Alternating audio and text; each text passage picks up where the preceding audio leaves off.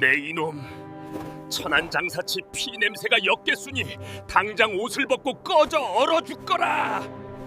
한겨울 매서운 눈보라가 휘몰아치던 밤이었으니 양반 최 노인이 자신의 사위를 도둑으로 몰아 다리를 부러뜨리고는 영하 20도 설원 속으로 내쫓았답니다.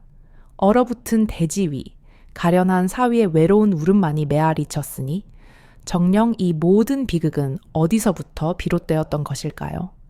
상인 집안에서 나고 자란 산의 김은 비록 핏줄의 고귀함은 없었으나 그 마음의 깊이와 성정의 올곧음은 웬만한 선비 못지않았다. 그가 혼인으로 최씨 가문에 발을 들였을 때 양반의 후예라는 장인 최 노인은 못마땅한 기색을 감추지 못했다. 허나 김은 그런 장인의 냉대를 괴념치 않았다. 오직 아내를 사랑하는 마음 하나로 묵묵히 제 도리를 다할 뿐이었다.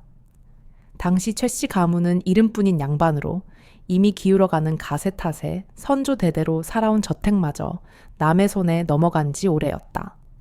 김은 밤낮으로 시름에 잠겨 한숨 짓는 아내의 얼굴과 겉으로는 헛기침을 하며 위엄을 차리면서도 등 뒤로는 쓸쓸한 어깨를 감추지 못하는 장인의 모습을 보며 남몰래 큰 결심을 하였다. 그는 수년간 발품을 팔고 땀 흘려 모은 전 재산을 아낌없이 털었다. 마침내 옛 주인의 손에 넘어갔던 최씨 가문의 저택을 되찾아왔을 때 김의 마음은 기쁨으로 충만했다. 그는 깨끗하게 새로 단장한 집문서를 가지고 조심스럽게 장인 최 노인에게 나아갔다. 큼직한 목소리로 문안 인사를 올린 김은 두 손으로 공손히 문서를 내밀었다. 장인어른, 변변치 않은 사위입니다만 가문의 뿌리가 되는 이 집을 다시 어른의 품으로 돌려드리는 것이 마땅한 도리라 생각했습니다. 부디 거두어 주시옵소서. 김은 일부러 문서의 소유주를 자신의 이름이 아닌 장인 최 노인의 이름으로 올려두는 세심한 배려까지 잊지 않았다. 이는 가문의 채통과 양반으로서의 자존심을 지켜주려는 사위의 깊은 속내였다.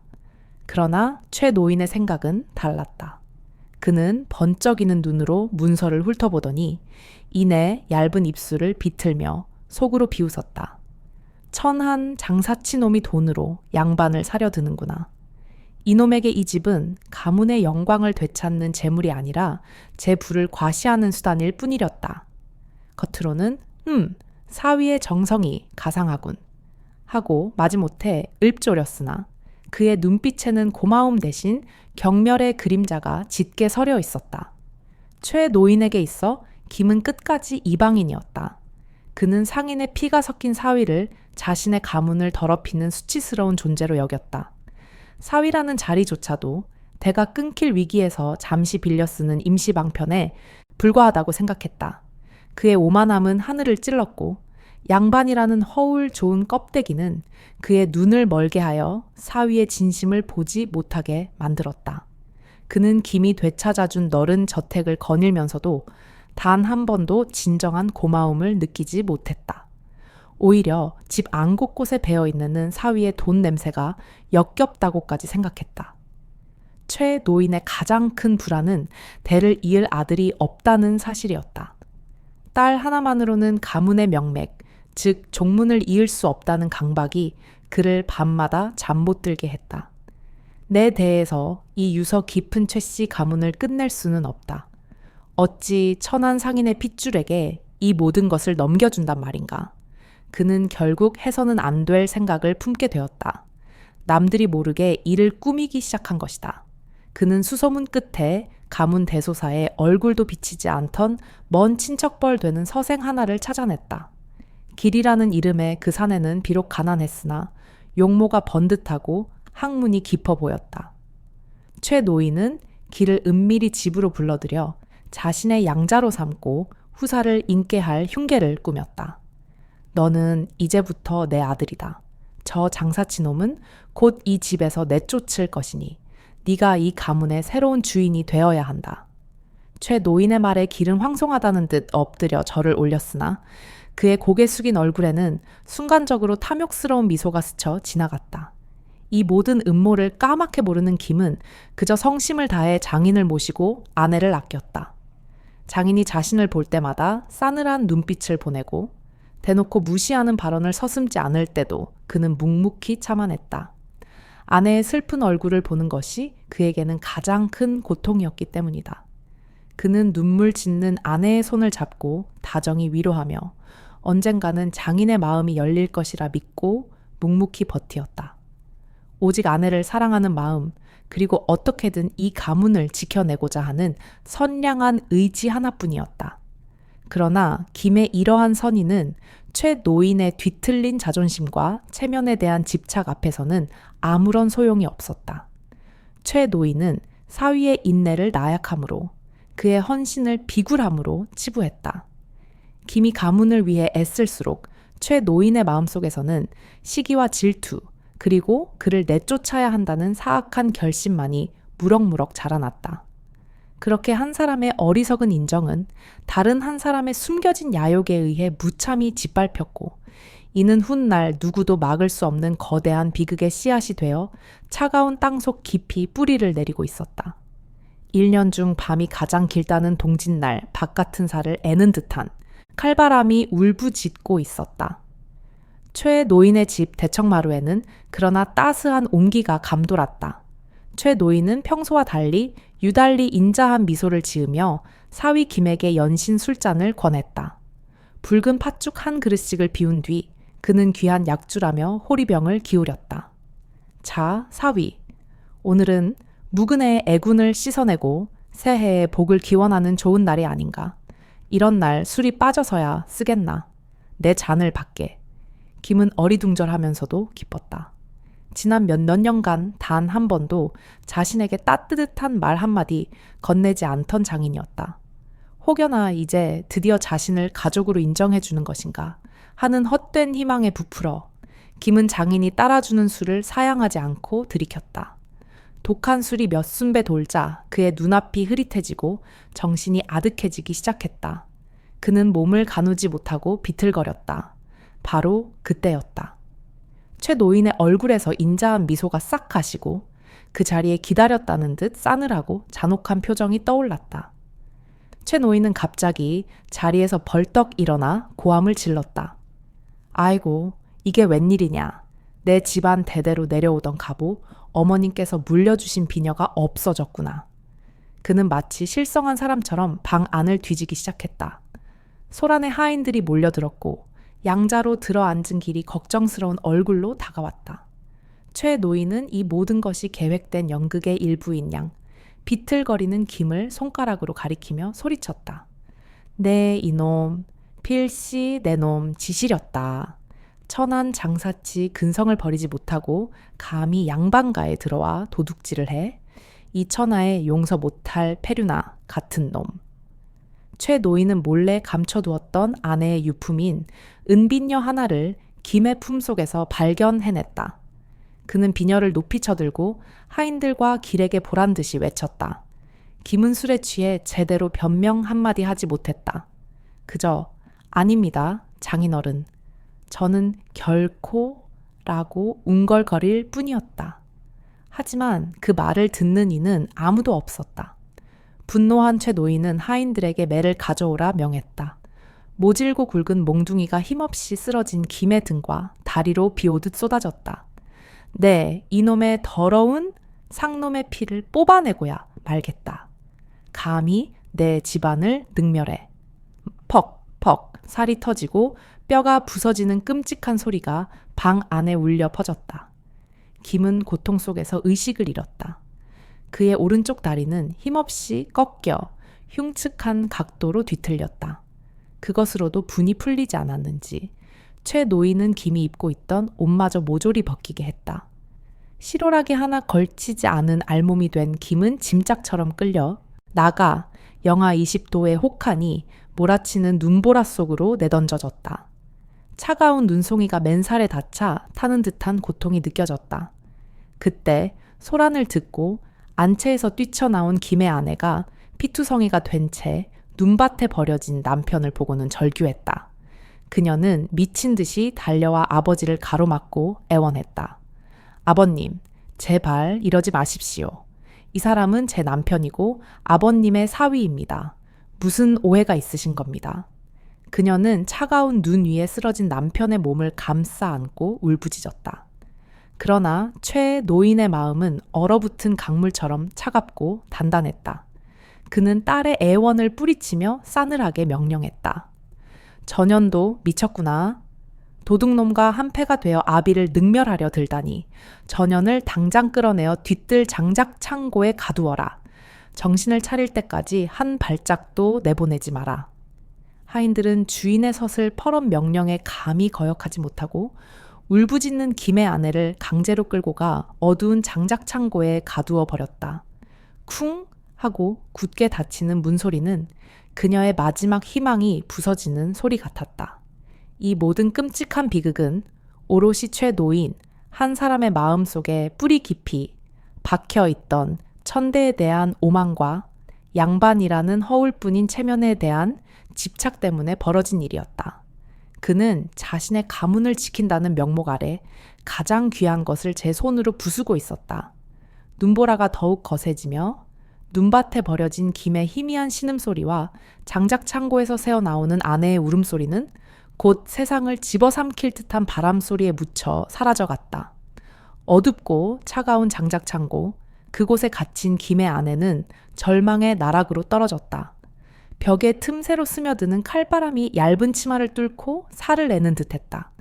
그녀는 덜덜 떨면서도 자신의 처지보다 눈보라 속에 버려졌을 남편 걱정에 가슴이 찢어지는 듯했다.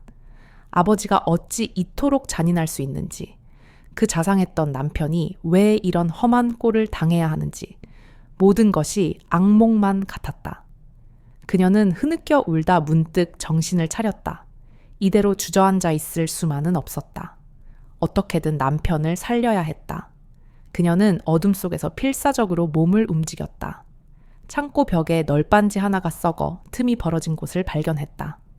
그 틈으로 밖을 내다보니 하얀 눈밭 위에 검은 점처럼 쓰러져 있는 남편의 희미한 형체가 보였다. 그녀의 눈에서 다시 뜨거운 눈물이 쏟아졌다. 그녀는 주변을 더듬어 남편에게 던져줄 만한 것을 찾았다. 하지만 땔감으로 쓸 장작과 톱밥 외에는 아무것도 없었다. 그때 구석에 놓인 식어빠진 화로가 눈에 들어왔다. 그 안에는 하얗게 타버린 재가 소복이 쌓여 있었다. 아비가 술에 취해 남편을 매질하던 그 소란스러운 틈을 타 바닥에 떨어진 집문서를 그녀가 남몰래 주워 품속에 감추었던 것이다. 그녀는 떨리는 손으로 그 문서를 꺼내어 기름 먹인 종이로 겹겹이 단단하게 감쌌다. 그리고는 속젓고리를 찢어 만든 주머니에 따뜻한 온기가 남은 화로의 재와 함께 그 문서를 조심스레 넣었다. 이것은 단순한 종이가 아니라 남편의 목숨이자 훗날의 희망이었다. 그녀는 주머니 끝을 야무지게 묶으며 간절히 기도했다. 그리고는 널빤지 틈새로 팔을 뻗어 온 힘을 다해 남편이 쓰러진 쪽으로 재가 든 보따리를 던졌다. 작은 보따리는 포물선을 그리며 날아가 남편의 근처 눈밭에 파묻혔다. 그것이 그녀가 할 수 있는 마지막 정징의 표현이었다. 다음 날 아침 밤새 휘몰아치던 눈보라가 거짓말처럼 멎었다. 최 노인은 자신의 행동에 추호의 망설임도 없다는 듯 일가 친척들을 모두 대청으로 불러 모았다. 엄숙하고 비장한 표정으로 헛기침을 한 그는 마치 큰 결단을 내린 영웅처럼 모두에게 공표했다. 어젯밤 우리 가문에 아주 수치스러운 일이 있었소. 상놈 출신 사위놈이 갑오를 훔치다 발각되어 내 손으로 직접 내쫓았소이다. 그놈이 돈으로 사들인 이 집 또한 더러운 기운이 서려 있어 그 근본을 바로잡아야만 했소. 말을 마친 초의 노인은 하인에게 불쏘시개를 가져오게 했다. 그는 친족들이 모두 지켜보는 앞에서 누런 종이 뭉치를 활에 던져 넣었다. 종이는 순식간에 불길에 휩싸여 검은 재로 변했다. 보시오. 저놈의 돈으로 산 옛 집문서는 이렇게 정화되었소.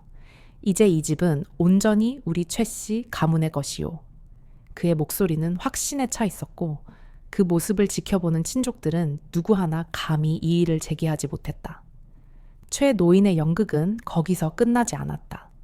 그는 미리 대기하고 있던 양자기를 앞으로 불러냈다. 그리고는 품속에서 새로 작성한 듯한 깨끗한 문서를 꺼내 길에게 건네주었다. 이 아이는 내 먼 친족인 길이네. 내가 양자로 들여 대를 잇게 할 것이야. 이것이 바로 이 집의 새로운 문서이니 이제부터 이 집의 주인은 길이다. 그의 선언에 길은 감격한 표정으로 엎드려 큰 절을 올렸다. 최 노인은 만족스러운 미소를 지으며 길의 어깨를 두드렸다. 그는 자신의 욕심을 채우기 위해, 즉 양자를 통해 가문의 대를 잇고 자신의 권위를 세우려는 이기적인 욕망 때문에 친딸과 사위를 내치는 끔찍한 폐륜을 저지르고도 일말의 죄책감조차 느끼지 못했다. 오히려 그는 가문의 더러운 오점을 씻어내고 기강을 바로 세웠다며 스스로를 정당화했다. 불타버린 문서의 재가바람에 흩날리는 동안 그의 마음속에서는 더 검고 추악한 욕망의 불길이 활활 타오르고 있었다. 눈보라가 핥히고 간 설원은 거대한 무덤과도 같았다. 김은 부러진 다리를 끌며 차가운 눈 위를 필사적으로 기었다. 밤사이 내린 눈은 그의 몸을 거의 뒤덮었고 천은 이미 위험할 정도로 떨어져 있었다. 굶주림이 내장을 뒤트는 듯하 했고 죽음의 그림자가 바로 등 뒤까지 다가와 그의 목덜미의 차가운 입김을 불어넣고 있었다. 바로 그 절망의 순간 그의 손에 무언가 부드러운 것이 닿았다. 아내가 던져준 작은 보따리였다. 그는 마지막 남은 힘을 쥐어짜 보따리를 풀어헤쳤다. 아내는 차가운 재가 가득했다. 실망감이 온몸을 덮쳤지만 허기는 이성을 마비시켰다. 그는 짐승처럼 재를 한 움큼 쥐어 눈과 함께 입안에 털어 넣었다. 차가운 눈이 녹으며 검은 재와 섞여 목구멍으로 넘어갔다. 그것은 단순히 배를 채우는 것이 아니라 뼛속 깊이 사무친 원한을 삼키는 일이었다. 그것은 생명을 연장하기 위한 처절한 몸부림이었다. 그렇게 몇 번이고 재를 삼키던 그의 손끝에 보따리 속 깊은 곳에서 딱딱하고 네모난 무언가가 만져졌다. 호기심에 그것을 꺼내 든 김의 눈이 번쩍 뜨였다. 손에 들린 것은 다름 아닌 두루마리 형태로 단단히 말린 종이 뭉치였다. 떨리는 손으로 종이를 펼치자 그 위에는 붉고 선명한 관아의 인장이 찍혀 있었다. 그것은 바로 최 씨 가문의 옛 저택을 사들였을 때 받았던 집문서 원본이었다. 김은 그제야 모든 것을 깨달았다.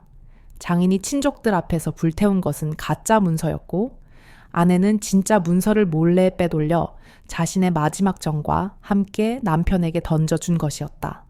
아내는 그 칠흑 같은 절망 속에서도 남편이 다시 일어설 수 있는 마지막 희망의 끈을 놓지 않았던 것이다. 부인, 부인. 김은 집문서 원본을 가슴에 품고 피눈물을 흘렸다. 아내의 지극한 사랑이 차갑게 식어가던 그의 심장을 다시 뛰게 했다. 죽음의 문턱에서 그는 처음으로 살아야 할 이유를 찾았다. 그것은 단순히 살아남는 것이 아니었다. 자신과 아내의 삶을 무참히 짓밟은 자에게 반드시 죗값을 치르게 하리라는 뼛속까지 사무치는 복수의 맹세였다. 그는 문서를 부서질 듯 움켜쥐었다. 이것은 이제 단순한 종이 쪼가리가 아니었다. 그의 삶이자 그의 복수이며 그의 모든 것이었다. 하늘이 그의 처절한 의지를 가엾게 여겼던 것일까?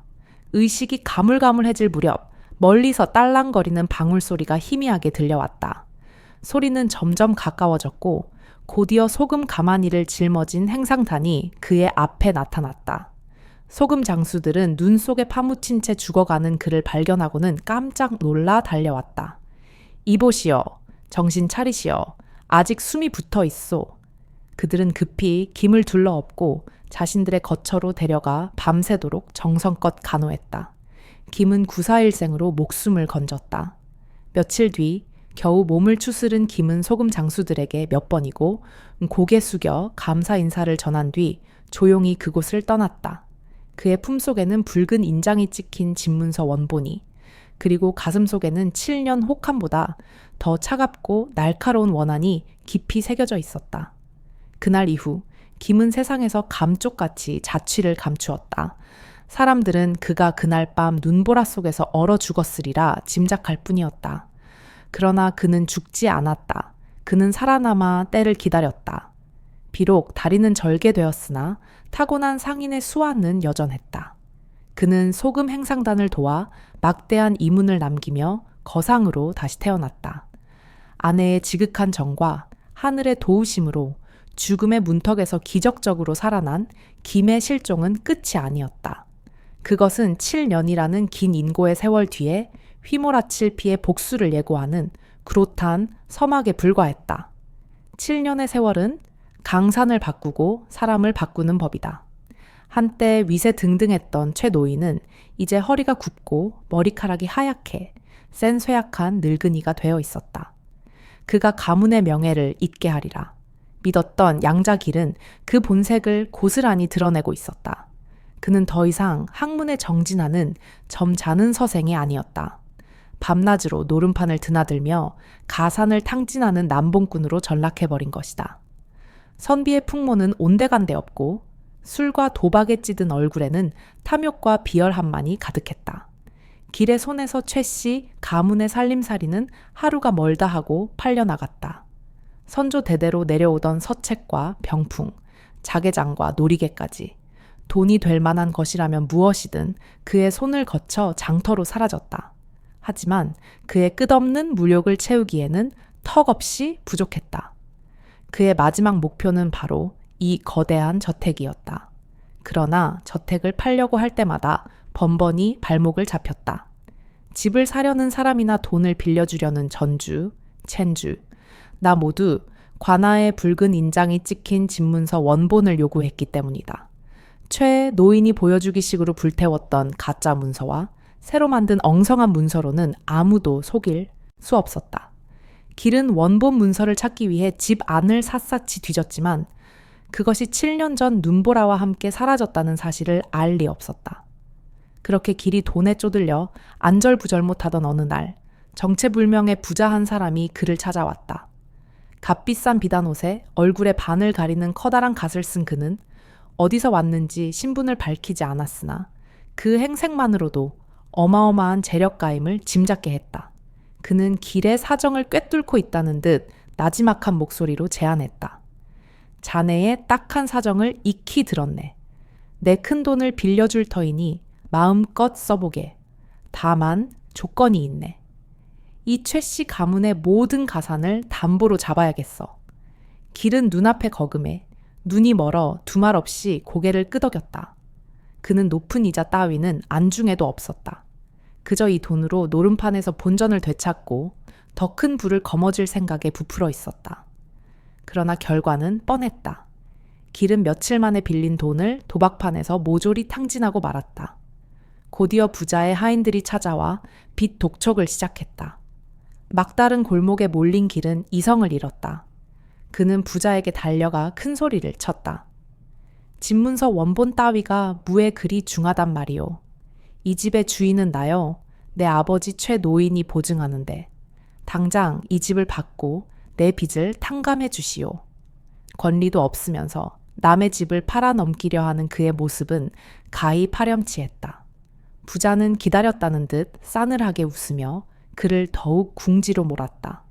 결국 최후의 수단을 쓰기로 결심한 길은 도끼 서린 눈으로 집으로 달려갔다.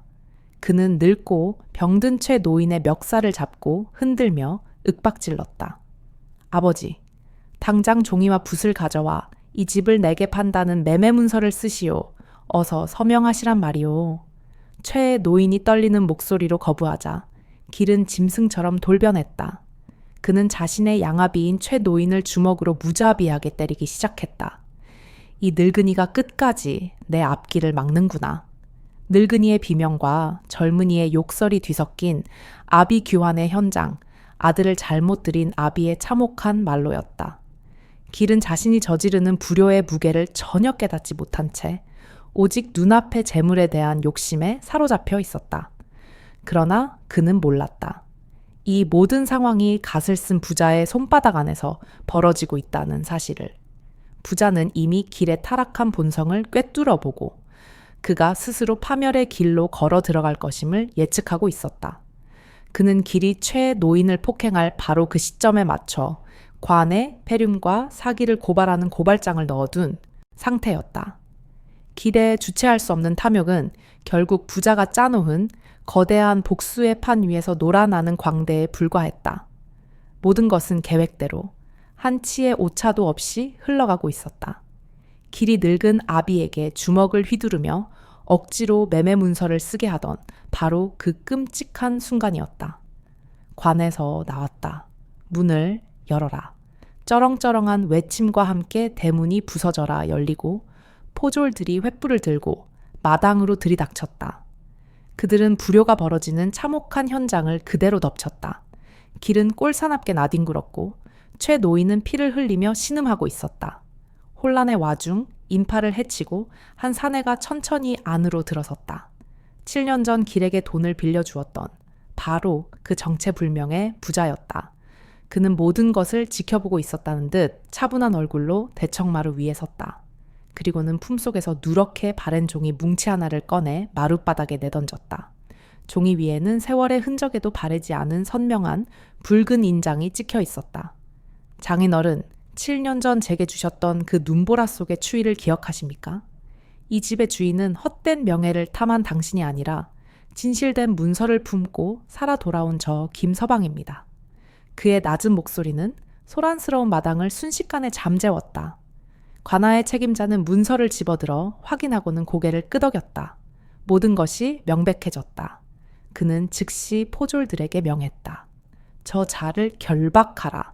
아비를 폭행한 불효죄와 남의 재산을 속여 팔려 한 사기죄를 더해 엄중히 다스릴 것이다. 길은 비명을 지르며 발버둥 쳤지만 건장한 포졸들의 손에 힘없이 밧줄로 꽁꽁 묶였다. 그때 부자가 천천히 머리에 쓰고 있던 갓을 벗었다. 그의 얼굴이 횃불 아래 드러나는 순간 방구석에서 신음하던 최 노인의 눈이 공포로 물들었다. 세월에 깎이고 풍패 시달려 모습은 변했지만 저 차가운 눈빛, 굳게 담은 입술은 잊을 수가 없었다. 7년 전 자신이 도둑으로 몰아 다리를 부러뜨리고 눈보라 속으로 내쫓았던 사위 김이었다. 최 노인의 입에서 어찌 네가 하는 소리가 새어나왔고 그의 몸은 그 자리에 얼어붙은 듯 굳어버렸다. 김은 최 노인에게는 눈길 한 번 주지 않고 싸늘하게 하인들에게 명했다. 저 늙은이의 살림살이를 모두 마당으로 내던져라. 하나도 남김없이. 이는 7년 전 자신이 당했던 치욕을 그대로 되갚는 것이었다. 하인들이 우왕좌왕하며 최 노인의 세간을 마당으로 던지기 시작했다. 그때 안채에서 한 여인이 비틀거리며 달려나왔다. 바로 김의 아내였다. 그녀는 남편을 보자 울음을 터뜨렸지만 목에서는 아무런 소리도 나오지 않았다. 오랜 세월 가슴에 맺힌 울분과 슬픔이 그녀의 목소리를 앗아간 탓이었다. 그녀는 그저 소리 없는 눈물만 하염없이 흘릴 뿐이었다. 집도 명예도 모든 것을 잃었다. 믿었던 양자는 배신자였고 사랑하는 딸은 상처 입어 망가졌다. 최 노인은 그제야 자신이 저지른 죄의 무게를 깨닫고 김의 발치에 기어가 엎드렸다. 내가 죽일 놈일세. 내가 잘못했네. 제발 나를 죽여주게. 그는 용서를 비는 것조차 사치라 생각하며 죽음을 구걸했다.